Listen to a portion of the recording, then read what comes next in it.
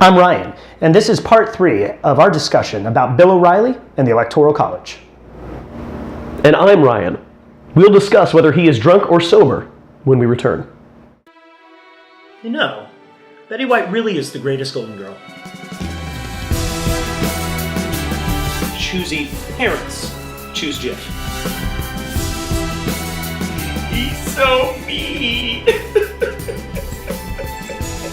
He really is.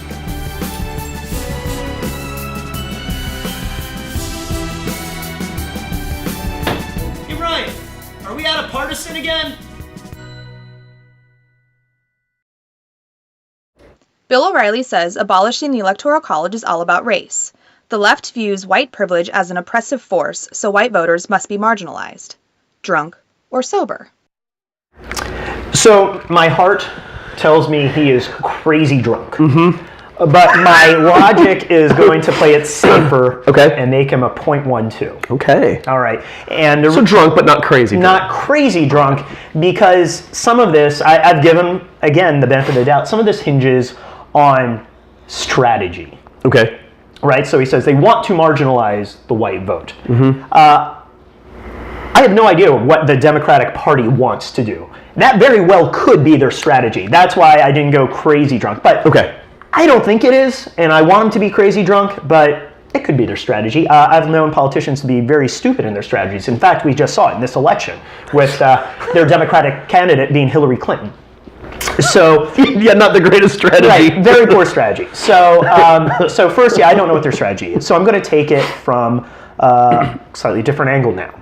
So I want to point out that neither party cares how the election is won. Not at all. They don't care if it's electoral votes. They don't care if it's popular vote. They just want to win the election. They don't care if it's a drunk monkey throwing darts, so long as the dart lands on their candidate. Right. They don't care. All right? So I just want to be really honest about that. It's about winning. Yes, it's about winning all the time. So when we talk about now the marginalizing of whites, I would actually argue that perhaps, as we've kind of talked about with the Electoral College, the white community is already marginalized. So again, we talked about how many states you need to win and which states people campaign in. And there's a giant part of our country that no one campaigns in. It starts, really, they don't even campaign in Texas, and that's a really major one. Big one. But it's mainly white, and it's big, and it mainly votes Republican. So you got Texas, Oklahoma, Nebraska, Kansas, North, South Dakota, Montana, Wyoming, Idaho, Missouri, large parts of the South. They're not largely white in comparison. But again, we ignore a lot of these Republican with a high degree of white population states. Right. So I would say they're probably marginalized. And when you consider that Trump lost by 2.8 million votes, and the popular vote would make every vote count. And keep in mind, if you vote in a red state, and you would vote red, but you know you're being ignored, you're probably not motivated to go out and vote. We know across the country, fewer than 60% of eligible voters voted.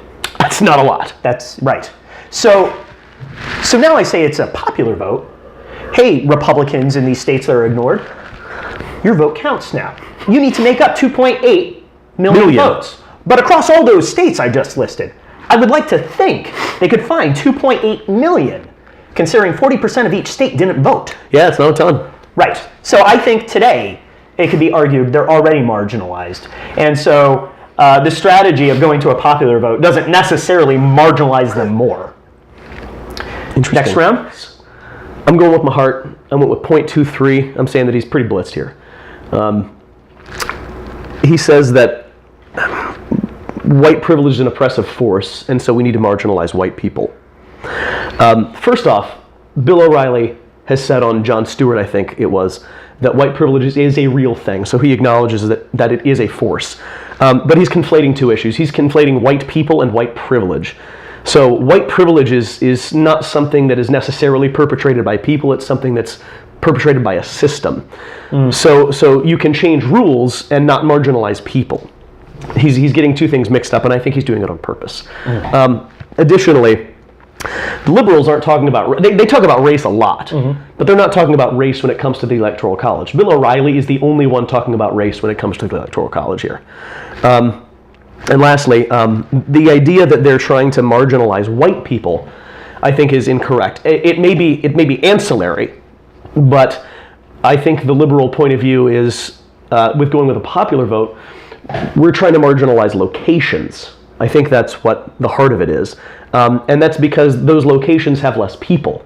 And if locations have less people, why should those people's vote have a heavier weight? So I have a question for you. I'm Yes. going to play devil's advocate here. Yes. So you're saying Bill O'Reilly is confusing white privilege and white people, Yes. right? If you're a white person, do you inherently suffer from white privilege, and does that inherently come out in your policies? You do inherently suffer Am I right? from it. I don't know that it. Sorry, benefit from it. Yes. Wrong word. Whatever.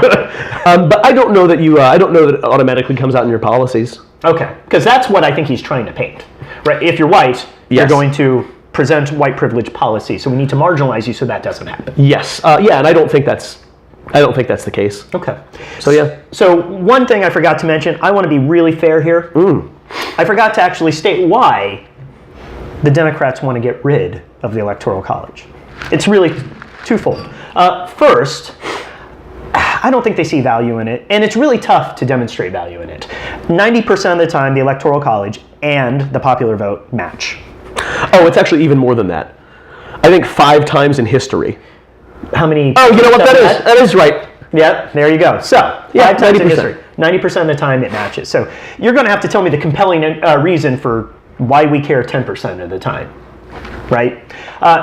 That's only that much of it, though. The bigger issue is that they're whiny babies. They lost the election. That's it.